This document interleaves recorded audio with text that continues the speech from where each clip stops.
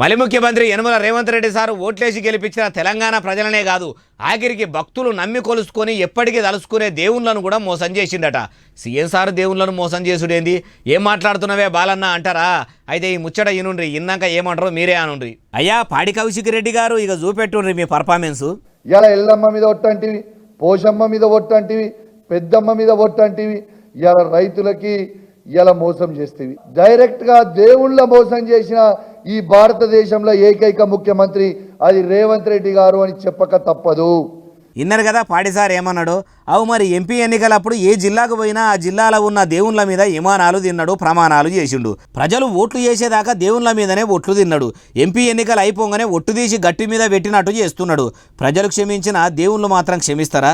రేవంతం సార్కు రేపకల్లా పెద్ద పెద్ద పరీక్షలు పెట్టినా పెట్టేటట్టే ఉండరని పొదుగాల లేస్తే దేవుళ్ళను తలుసుకొని కొలుసుకున్నటోళ్ళు అనుకుంటారు. అయ్యా యనమల రేవంత్ రెడ్డి సారు, మీరు ఎన్నికల ప్రచారంలో ఎన్ని జిల్లాలు తిరిగినరో, ఎన్ని దేవుళ్ళ గుళ్ళను యాది చేసినరో, ఎంతమంది దేవుళ్ళ మీద ఒట్లు తిన్నారో యాదికున్నదా? లేకుంటే ఒక పని చేయండి, మీరు మీటింగ్లో మాట్లాడిన పాత వీడియోలు యూట్యూబ్లో సెర్చ్ చేసి చూడుర్రి సారు, మీకే తెలుస్తుంది అన్నట్టు పాడి కౌశిక్ రెడ్డి గారు.